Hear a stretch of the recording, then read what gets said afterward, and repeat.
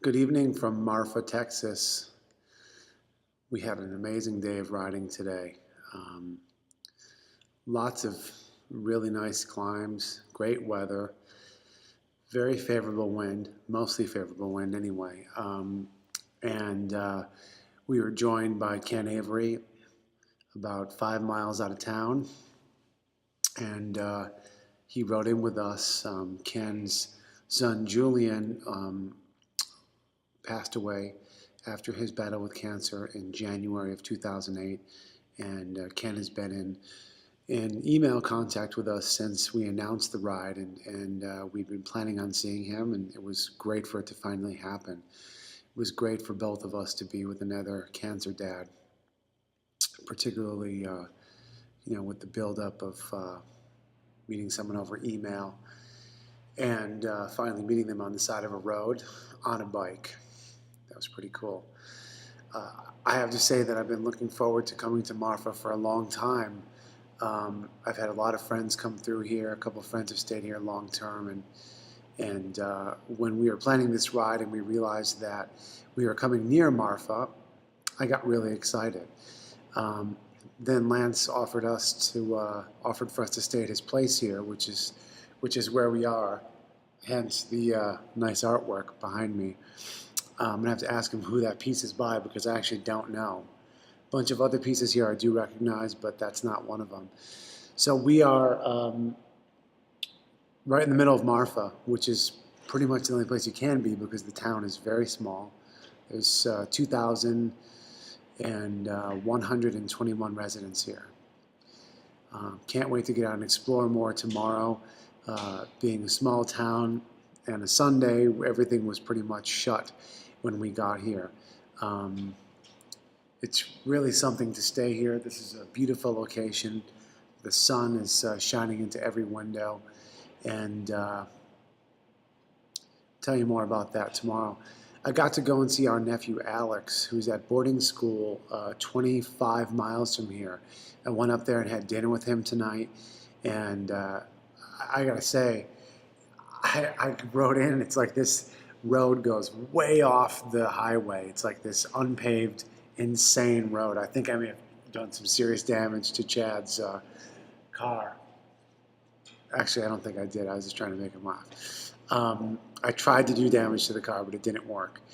And I walked through this campus, which is basically a ranch. And I walked up to a group of kids and a couple teachers, and it turns out that it was Alex's group. He thought I was coming tomorrow, so the dude nearly tackled me. All of a sudden, I saw this kid with a snowboarding cap on running toward me, and I actually got kind of scared.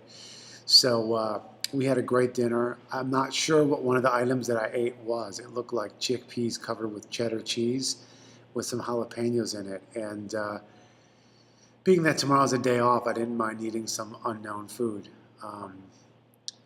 He showed me around his campus, which was huge. We saw a huge family of deer, 10 deer. So it looked like the mother and the father and then all of the children.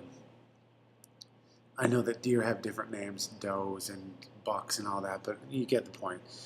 We played a few games of pool. We played our favorite Metallica songs from one another. His favorite Metallica song is their cover of a Misfits song, and mine is their cover of a Killing Joke song, "The Weight." He actually had it on his iPod. He has 103 Metallica songs on his iPod, and his roommate thought that he had the most Metallica songs, but he was bummed out to find out that he only had 97.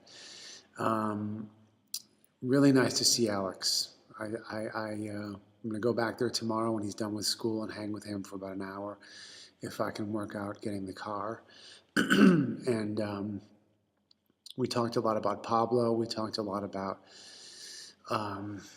his feelings of being away at school and, growing up that way. And he is really growing up. I'm very proud of him. He's really taking the bull by the horns, as it were, which is an appropriate phrase for this area of the country.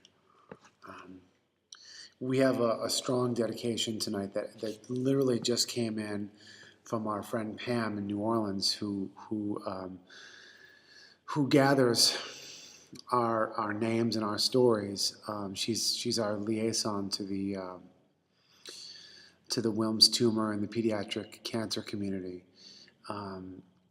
There's a little girl named Riley Philpot, and you have to excuse me. I'm just getting this information. We have no Wi-Fi here, and I'm reading this off my BlackBerry. Riley was diagnosed with favorable Wilms tumor in her right kidney, which means that the doctors determined that her tumor had a high probability of responding to chemo and surgery and not coming back. Unfortunately, that's not been Riley's situation. She's relapsed a third time, and the current medical team that they're working with feels that there's no more treatment available for Riley. Her parents are both doctors, and they feel otherwise, and they're asking, while they're investigating what their other options are, they're asking the world, which is me and you, to send your prayers, your meditations, your thoughts, your intentions. Again, we're a non-denominational, non-dogmatic enterprise over here at the Pablove Foundation. Whatever you do to connect with whatever you connect with, that's all good. We'll take it. And tonight our dedication is to Riley Philpot and in her third relapse.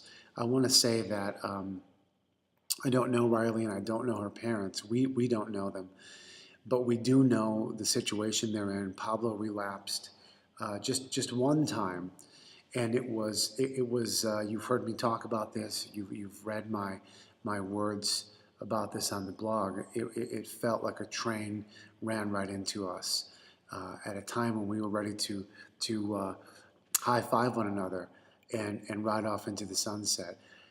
That happened to us once. Going through that 3 times is something that I can truly say I don't know how that family feels. This is something that people always say to us. I can only imagine how you feel. I can't imagine how you feel. I have no idea how you feel. Well, I can say this about somebody who's upstream from us from right now. And I send out my love and my intentions to that family. And that, I believe, is the best thing that I can do for them, unless I come across them on this trip and I'm able to give them a physical embrace and offer them an ear and an open heart. I don't even know where they live because that information is not there, and I'll find out and I'll update you guys. So, Riley, we're pulling for you tonight. Tomorrow is a day off.